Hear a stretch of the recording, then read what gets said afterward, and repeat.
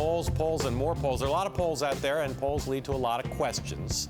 When we have questions about polls, we either get on a plane to Des Moines, Iowa, or we do the next best thing. We bring Des Moines, Iowa here to Gotham City.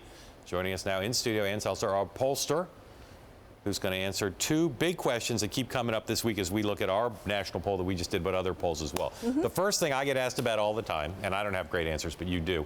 Some polls now look at likely voters. Some look at registered voters. Some pollsters ask both within a given poll. Why not pick one and go with it? Right. Well, to be perfectly honest, there are pollsters who have two different philosophies about how you decide what the electorate is going to look like. There are pollsters who say, I'll decide, and I will look at all the data. This many Democrats, this many African Americans, exactly. This many men, this many women. Based on everything we know, this many young people, everything we know before. So they don't want to do that until it's close to the election, which that tends to be after Labor Day. So before that, so they have something to look at, they look at registered voters, so that they can look at time one, time two, time three, time four, and have a trend line that makes sense. So keep the universe to registered voters for consistency through Labor Day, and at which point... Then you have like the shift change for taxis in New York in August, where they're switching to likely voters. Then there are pollsters like I am who say, let the voters tell me who's a likely voter.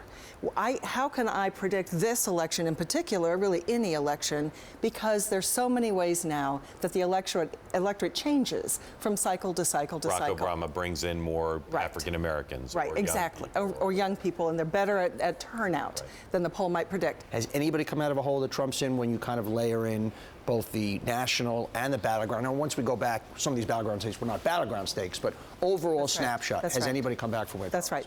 You know, we took a look from the beginning of polling to see what had been happening in election after election. You have some elections like Eisenhower, and he led in the polls from the beginning, and he led in the polls at the end. But there have been several that offered up surprises and twists and turns and changes of leads. So people have mostly been talking about Dukakis being behind by as much as 19 points, but in August, leading by 7 points. Of course, George H.W. Bush went on to beat him rather handily.